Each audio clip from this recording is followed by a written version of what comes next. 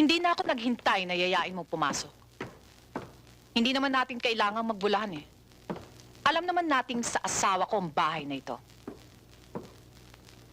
Isa pa, hindi ka na magtatagal dito. 50,000. Sobra-sobra ito para makaarkila ka ng bahay na mas malaki dito. Bumili ka ng bahay sa Bliss. Ilagay mo na lahat ng damit mo sa maleta at umalis ka na sa bahay na ito. Hindi ka na babalikan pa ni Edmundo. Tapos na kayo. Si Edmundo lamang ang makapagsasabi sa kanya at hindi ikaw. Umalis ka na sa buhay ng asawa ko. Nagkatasan mo na siya ng husto. Bakit hindi ka maganap ng ibang lalaki? Yung may asawang madaling maloko. Huwag mo akong tratuhin katulad ng ibang babae ng asawa mo. Hindi ako... Tumatanggap ka ng pera sa asawa ko buwan-buwan, di ba? Regular mo rin siyang That makes you a... Right?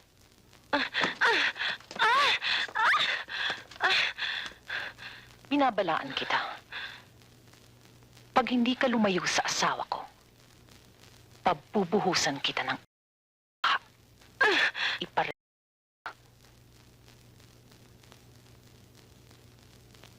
Siya nga pala. Mula ngayon, mayor na ulit ang itatawag mo sa mister ko. Nakakahiya namang huwag maging magalang, hindi ba?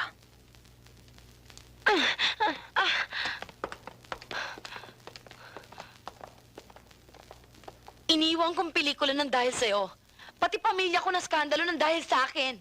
Ginawa mo akong ibon sa hawla na nandyan pag gusto mo. Pagkatapos ngayon, pumutak lang tong asawa mo, basta mo nila ako bibitiwan? Hindi naman kita binibitiwan.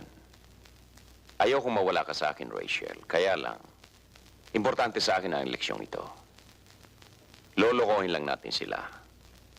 Babawas-bawasan muna natin ang pagkikita. Buti pa, umuwi ka muna sa inyo. Tuloy ang sustento. At anong mga oras na kailangan mo ako, andyan lang ako. At pagkatapos ng eleksyon, di balik sa dati. Eh, paano yung pabor na hinihingi ko sa'yo? Si Levi. Hindi ko nakakalimutan yon. Hayaan mo. Gagawa pa rin ako ng paraan. Oh! Bubut! Bubut! Hi! Hello! Konnichiwa! Kumusta na? Halika, pasok ka. Salamat. Upo ka. Thank you. Ay, huwag dyan, huwag dyan. Nakasya ang unan eh. Dito ito ka, pwede? dito ka. Ayan. Okay. Yan po ka dyan. Ako. Ikaw naman, dumating ka na pala. Hindi ka man lang pumupunta dun sa bahay. Ay, nako. Dumating lang ko kahapon from Japan. Actually, parang may jet lag pa nga ako eh. Uy, alam mo, may ibabalita ako sa'yo tungkol kay Manuel. Ay, nako. Nabalitaan ko na. Oh? Nabigla nga ako eh. Nako, ako rin nga. Hindi ko inaasahan eh. Basta ganun na lang. Actually, kala ko nga, lalaking-lalaki siya. Sayang. Alam mo, kukunin kitang abay sa kasal ko, ha? Talaga? Congrats! Kanino? Kay Manuel. Kay Manuel? Ano ka ba naman? Bakit? Parang desperada ka na yata eh. Ha? Di mo ba alam kauri mo yun? Pati ba naman yung papatulan mo? Anong ibig mo sabihin? Bakla siya. Ay, naku, hindi. Chismis lang yon. O, napayag ka na, abay na kita. Di ba? Oo ka na. I mean, oo. Yan. So happy for you. Thank you. Nakapag-isip-isip ka na ba? Mm-mm. Are you sure? Mm-hmm. Is that your final answer? Mm-hmm. Well then, go, go, go! Go! Talaga? Go ka na, pakasal ka na.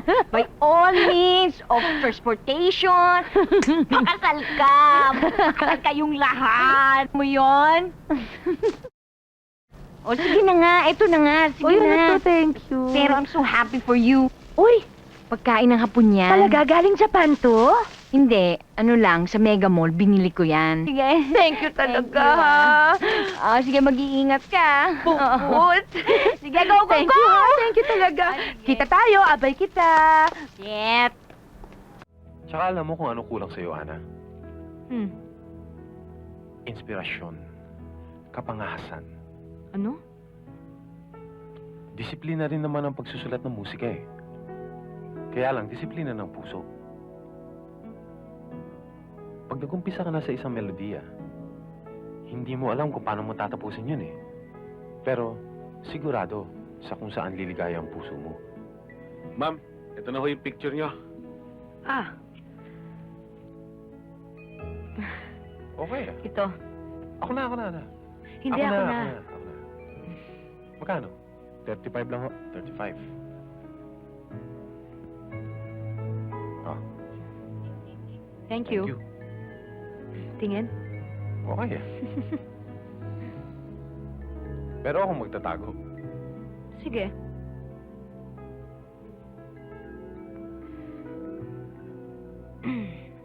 Lumalalim na ang gabi. Sandali lang. Bakit? May pumapasok na himig sa isip ko eh.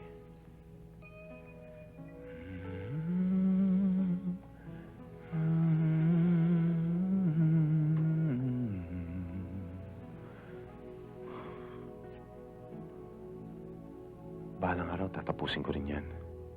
Para sa'yo. At pag narinig mo na, maaalala mong naroon ka sa awiting yan. Mula sa simula. Huwag mo akong mababes-babes, Eric. I'm talking to you as a manager. Wala akong pakialam kung gusto mong magsulat ng kundiman. O kung ano mang ikaliligaya ng probinsyano mong puso. Pero sa trabaho, you do your job and I'll do mine, Alam mo, okay? Norma, bilib din ako sa pagmamanage mo eh. Hindi lang musika kong minamanage mo. Pati pagbibihis ko, pag-uugali ko, ang kasiyahan ko, pati hati ng buho ko, pinakikilaman mo. Look, Eric, may reklamo ka? Go! I'm not stopping you. Gusto ko lang naman sumulat ng musikang gusto ko. Artista ko, Norma. Hindi yung panangunawaan yun. Pwede ba, Eric? Hindi ka ang unang artist na hinawakan ko, ah. Hinawakan sa leeg. Look, kung bibitawan kita, saan ka babagsak, ha? Doon, sa pagpapiano sa mga karaoke bar sa Timog.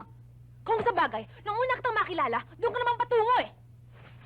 Eto, nirenta mo yan para sa concert ko, hindi mo pinutahan. Soli mo na yan. Look, hindi ako nakarating. I was busy. At saan ka pupunta? Hahanap ng inspirasyon para sa jingle ng sabon. Puputi ang damit, puputi ang kamay, pati na ang kalansay.